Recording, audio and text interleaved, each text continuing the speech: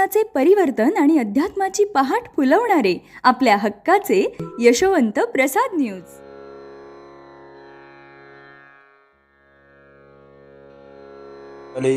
कवरदा हरिविठ्ठल श्री ज्ञानदेव तुकाराम पंढरीनाथ भगवान की जय. परमहंस सद्गुरु श्री यशवंत बाबा महाराज की जय. पार्वती पते हर हर हर महादेव हर. सज्जन हो, आज 16 डिसेंबर. आजच्या साठी सद्गुरु यशवंत बाबा यांचे सुवचन म्हणजे जयाचा भाव जैसा. श्री महाराजांनी देह ठेवून आता 19-20 वर्ष होत आलेली होती.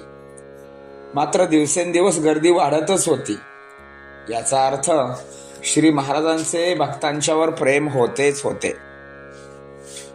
कृपा होत होती. आपण त्यांच्या भक्तीत रममान होतो, हीच त्यांच्या असण्याची खूण आहे. गजानन गुरुजी आश्रमात राहतात हे आपणाला माहीतच आहे. त्यांच्याकडे आज चौकीच्या आंब्यावरून डॉक्टर शिंदे आले होते. ते म्हणजे देव डॉक्टर.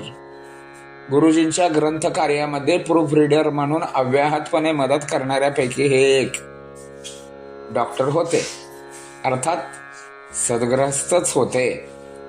त्या दोघांची पुस्तकाविषयी चर्चा सुरू होती. एवढ्यात गुरुजींच्या घरी कुरोलीतील श्री जितेंद्र देशमुख उर्फ जितू मास्तर आले. त्या दोघांची चर्चा सुरू होती. ते ऐकत बसले. चर्चा संपल्यानंतर जितेंद्र सर गजानन गुरुजींना म्हणाले, गुरुजी, एक महत्वाचे काम आहे. आमचा थोरला चिरंजीव डॉक्टरकीच्या यादीत बसला तर बरे होईल, नाहीतर 40-50 लाख रुपये भरून त्याला डॉक्टर करावे लागेल. एवढे पैसे आणायचे कुठून, काय करावे काही सुचेना. जितू मास्तरांची बाबांच्यावर असणारी श्रद्धा गजानन गुरुजीही जाणून होते. त्यापूर्वी जितू मास्तर यांनी बाबांच्या विहिरीच्या कागदापासून ते थेट नोंद होई तोपर्यंत विहीर पाडण्याच्या प्रक्रियेपर्यंत सर्व बाबतीमध्ये हिरिरीने भाग घेतला होता. ही गोष्ट अर्थात गुरुजींना माहीत होती.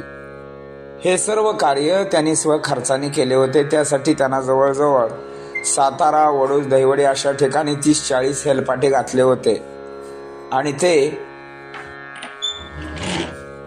करीत होते. मी तर साऱ्या जगाचे पाहतोय, हे बाबांचे जगप्रसिद्ध वाक्य. मग अशा भक्तांच्या बाबतीत बाबा मदत करणार नाहीत काय? हे जाणून गजानन गुरुजींनी उपाय सांगितला. जितेंद्र मास्तर, तुम्ही देहत्यागाच्या ठिकाणी जावा, 5 मिनिटे नामस्मरण करा, तुम्हाला जे काही बोलायचे आहे ते तिथे बोला. शेजारी बसलेल्या डॉक्टर शिंदे यांनी सुद्धा या गोष्टीला दुजोरा दिला. पुढे गजानन गुरुजी म्हणाले, नक्कीच 1-2% काम बाबा करतील, यात मला शंका नाही.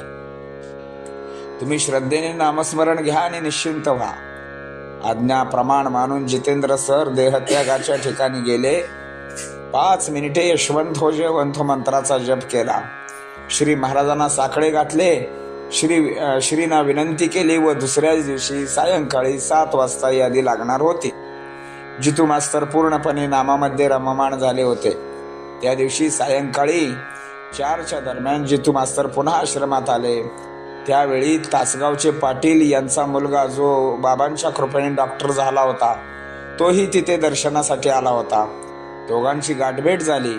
जितेंद्र सरांनी पाटील डॉक्टरांना पाहिल्यावर शुभ शकुनच झाला असे मनोमन नोंदवून घेतले. सायंकाळची आरती झाली. जितेंद्र मास्तर आपल्या स्वगृही गेले. सायंकाळी 7 वाजत आले होते. हृदयाची धडधड वाढत होती आणि अचानकपणे चौकीच्या आंब्यावरील डॉक्टर शिंदे यांचा फोन आला. जितू सर, अभिनंदन, ओपन कॅटेगरीमध्ये तुमचा मुलगा शेवटचा त्या यादीमध्ये बसला आहे. बाबांनी तुमचे काम फत्तेच केले आहे.